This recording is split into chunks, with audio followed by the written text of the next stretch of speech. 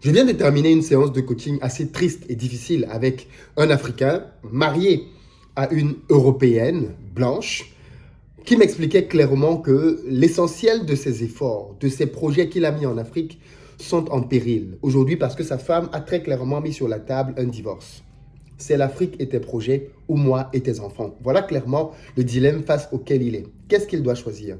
D'un côté, le continent africain dans lequel il se projette, pour lequel il veut aller développer les activités qu'il a commencé de lancer, ou alors sa famille ici en Europe avec sa femme et ses enfants. Parce que cette dernière, elle est très claire. Elle n'ira pas vivre en Afrique avec ses enfants.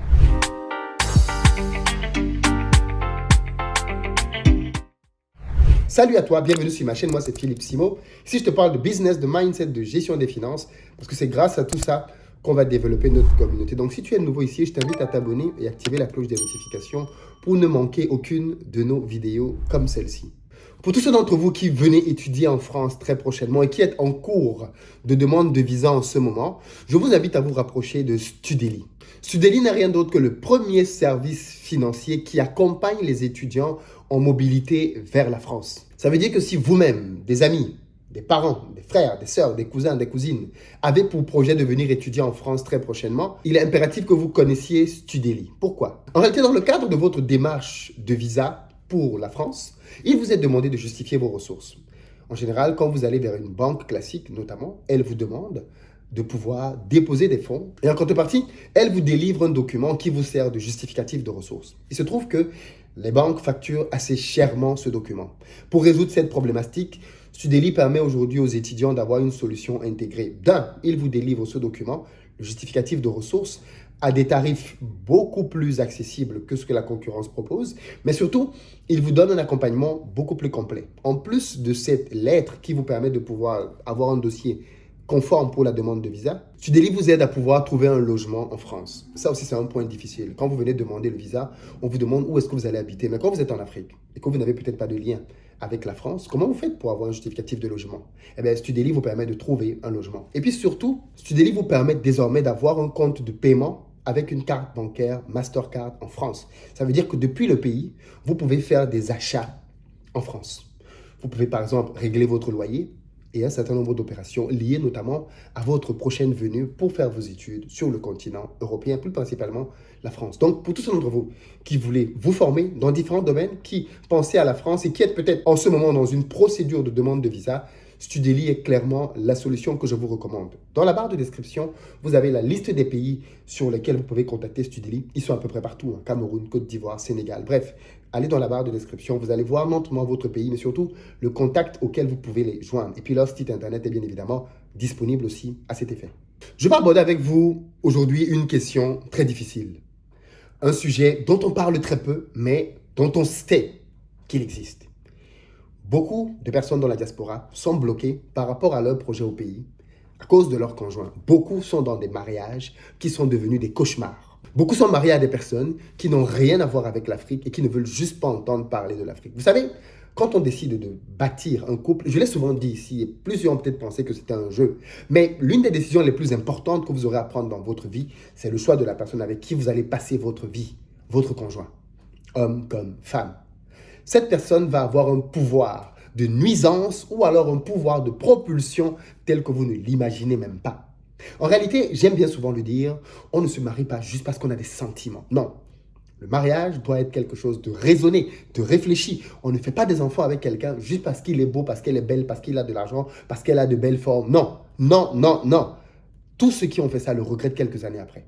Tous ceux qui ont fait ça le regrettent quelques années après. Voilà donc le cas d'un frère qui est ici en Europe, qui a épousé une occidentale, qui l'aimait, et aujourd'hui, il est confronté à un problème. Ils ont des enfants.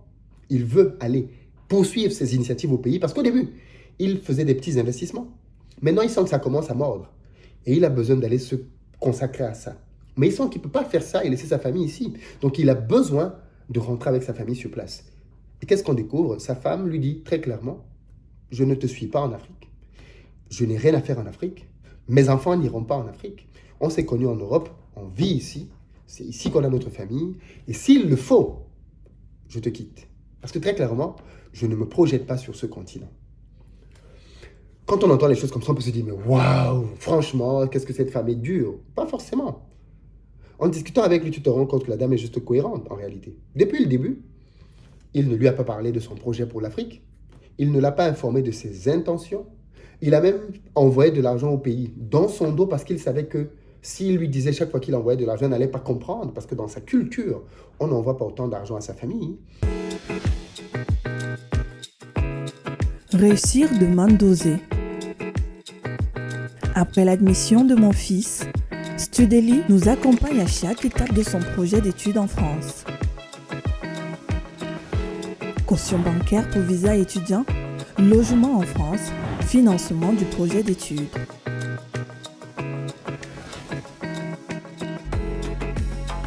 Une fois en France, il reçoit ses virements mensuels à temps et peut étudier en toute sérénité.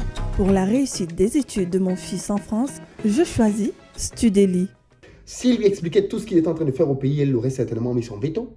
Il a donc préféré envoyer de l'argent malicieusement pour pouvoir faire des choses là-bas. Et en réalité, cette situation est vécue par beaucoup de personnes qui sont parfois dans des couples mixtes. Ça, on n'en parle pas, mais c'est une réalité. Les Occidentaux ne comprennent pas le besoin pour les Africains d'envoyer en permanence de l'argent en Afrique. De manière générale, il y a toujours des exceptions. Et donc, à partir de là, quand tu es en relation avec quelqu'un qui ne comprend pas ça, mais si tu continues de le faire, ça va fragiliser votre relation. Et donc, qu'est-ce qu'on fait bien souvent? Eh bien, beaucoup de personnes dans ces couples-là préfèrent taire leur amour pour l'Afrique ou alors simplement rentrent en mode tricherie. Je vais le faire, mais dans son dos. Je vais le faire sans qu'il ou elle ne le sache. Je vais le faire à ma petite sauce. Et donc, on bâtit des choses. Mais, au fur et à mesure que le temps va passer, si ces choses-là commencent à marcher, elles vont arriver à un stade où on ne pourra plus les cacher. Et c'est ce qui se passe ici maintenant. Voilà quelqu'un qui est à un stade dans sa vie dans lequel il a misé toutes ses économies de plus de 10 années de travail sur le continent africain, petit à petit. Et aujourd'hui, il sent que c'est le moment d'aller développer ses business. Il emploie déjà une vingtaine de personnes. Il sent que c'est le moment d'aller développer ses business. Il a envie d'y aller beaucoup plus fréquemment. Maintenant, sa femme le met face à un veto. Si tu continues tes histoires là, moi je ne suis plus là-dedans. Je ne t'ai pas marié pour ça. Ce n'était pas notre projet. Moi, je ne me projette pas dans tes histoires d'aller en Afrique. Ça ne me concerne pas. Je t'ai épousé toi. Je peux épouser ton pays. Je peux épouser ton continent. On s'est rencontrés ici. On vit ici. On élève nos enfants ici. Et c'est ici qu'est notre avenir. Rien à voir avec tes histoires d'Afrique. Vous lui dites quoi? Vous lui conseillez quoi? Est-ce qu'il doit quitter sa femme pour aller suivre son projet qui lui tient tellement à cœur parce qu'il sait qu'il a quelque chose à faire sur le continent. Il sent qu'il a trouvé. C'est vrai que le business qu'il est en train de lancer, c'est vraiment quelque chose de très intéressant. Il sent qu'il a quelque chose à réellement développer là-bas. Est-ce qu'il se lance dans ça? Est-ce qu'il se donne les moyens d'aller terminer ça, d'aller développer ça? Ou alors, il sacrifie ses rêves, il sacrifie tout ce qu'il a pu faire jusqu'à présent et il se retourne pour vivre avec sa femme, ses enfants, malgré la frustration et la déception qu'il aura. La famille avant tout. On ne détruit pas la famille parce qu'on va aller chercher de l'argent. De quel côté vous vous placez? Quel conseil vous lui donnez? En tout cas, votre avis là-dessus m'intéresse vraiment. Mais ceci me permet de vraiment accentuer là-dessus parce que beaucoup d'Africains ont la naïveté de se marier et de penser qu'ils peuvent se marier avec tout le monde et avoir n'importe quel résultat dans la vie. Vous savez, j'ai fait une vidéo il y a de cela pas mal de temps qui avait été très polémique, peut-être parce qu'elle n'avait pas été bien comprise, dans laquelle j'expliquais simplement le type de femme avec laquelle tu ne te maries pas quand tu es un entrepreneur.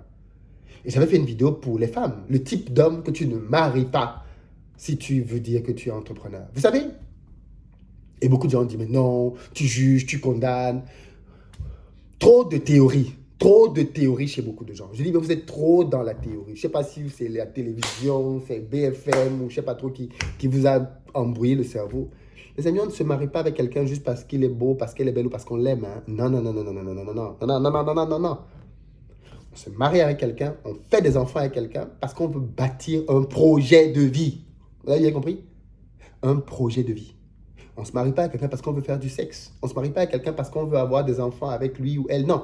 On se marie avec quelqu'un parce qu'on veut passer sa vie ensemble et bâtir quelque chose. Quelle est donc cette chose que vous voulez bâtir ensemble? Beaucoup de couples ne savent même pas ce qu'ils veulent bâtir ensemble. Ils savent juste qu'ils sont ensemble, ils s'aiment, voilà, c'est tout. Mais vous bâtissez quoi ensemble? Vous allez où ensemble? Vous vous projetez vers quoi? Qu'est-ce que vous êtes en train de construire? Où est-ce que vous allez? Comment vous projetez votre couple, votre famille? Très peu de personnes se posent cette question. Parce qu'en fait, si vous vous posez cette question très tôt, alors très rapidement, vous allez savoir avec qui vous pouvez marcher et avec qui vous ne pouvez pas marcher. Je le dis encore, Quand vous dites que vous voulez être entrepreneur, vous ne pouvez pas marier toutes les femmes qui se présentent à vous. Quand vous dites que vous voulez être entrepreneur, mieux encore, sur le continent africain, ah ben non, vous êtes encore beaucoup plus sélectif. Parce qu'on le sait tous. Quand vous êtes avec une femme qui vous aime, elle va vous faire toutes les promesses du monde. Mais je te suivrai jusqu'au bout du monde. Elle va même te chanter des sérénades. Ton pied, mon pied. Là où tu es, je suis. Elle va te dire tout ce que tu vas entendre. Mais quelle est la profondeur de ça? Quelle est la profondeur de ça? Et beaucoup d'hommes aujourd'hui sont dans le piège. Ils sont dans des couples dans lesquels ils savent qu'ils ne peuvent pas partir. Ils ont des enfants, ils tiennent à leurs enfants. Mais ils savent qu'ils doivent dire adieu, au revoir à leurs projets liés au continent. Et ça aussi, c'est un moyen par lequel l'Afrique perd énormément de ses talents. Énormément. Je connais très peu de personnes. Il y a certainement des exceptions. Il y a des exceptions. Je confirme, j'en connais quelques-unes. Mais la majorité des personnes que je connais, qui sont dans des couples mixtes, ne peuvent pas pleinement se déployer en Afrique. Ce n'est pas un plaidoyer contre les couples mixtes, parce qu'en réalité, beaucoup de personnes sont dans des couples africains. Mais le même problème se pose. Vous avez un des partenaires qui, lui, dit ne veut plus rentrer en Afrique, il ne veut rien avoir avec l'Afrique, et l'autre qui veut rentrer. Donc, en fait, ce n'est pas une question de couleur de peau, c'est une question de partage de vision. Quelle est ta vision? Qu'est-ce que tu veux bâtir? Où est-ce que tu as envie d'aller? Et est-ce que la personne avec qui tu es partage cette vision? Est-ce que la personne avec qui tu es veut aussi, pas te suivre, mais se voit aussi, se projette aussi elle-même sur le continent africain? Si la réponse est oui, alors vous avez effectivement un match. Mais si c'est quelqu'un qui veut juste te suivre et que l'Afrique n'était pas dans son agenda à elle, il y a des chances que ça pète. Il y a des chances qu'à un moment donné, ils te disent, franchement, je le disais à l'époque, hein, mais maintenant, franchement, je ne me vois pas prendre un tel risque, quitter ma carrière, quitter mon boulot pour te suivre en Afrique, dans ton continent là, avec tout ce qu'on entend, tout ce qu'on dit. Donc non, c'est clairement quelque chose de très important. Okay? Le choix de votre conjoint, c'est vraiment quelque chose de très important. Et aujourd'hui, malheureusement, je constate vraiment que c'est quelque chose qui est pris à la légère. Et pourtant, vous allez vous en rendre compte. Hein. Beaucoup de personnes aujourd'hui, quand vous dites que vous voulez rentrer en Afrique, la première personne dont vous avez besoin du soutien, c'est la personne avec qui vous vivez. Et si vous ne l'avez pas, on est d'accord que ça complique tout, que ça complexifie tout, clairement. Et de beaux projets sont morts comme ça. De beaux projets, de belles initiatives sont mortes comme ça. Des choses qui pouvaient avoir un impact, avoir un changement sur le continent, sont morts littéralement comme ça. Sont morts comme ça. Comment on fait? Comment on fait aujourd'hui? Comment on juge? Comment on appréhende? Comment on apprécie tout ça? J'ai besoin de vous entendre là-dessus. Dites-moi dans les commentaires ce que vous en pensez, quels conseils vous lui donnez. Mais pour moi, c'est un sujet assez grave, assez important et qui mériterait vraiment que l'on se penche là-dessus parce que c'est ce qui va nous arriver. Et je pense que c'est l'une des raisons qui explique notamment que beaucoup de personnes dans la diaspora qui sont nées et ont grandi en Occident ont une image très négative de l'Afrique. Parce qu'ils grandissent dans des foyers dans lesquels ce qu'ils voient leurs parents produire ne leur donne pas envie d'aller sur le continent. Et ça, bien évidemment, c'est triste. C'est triste. Je vous lis dans les commentaires. À très bientôt.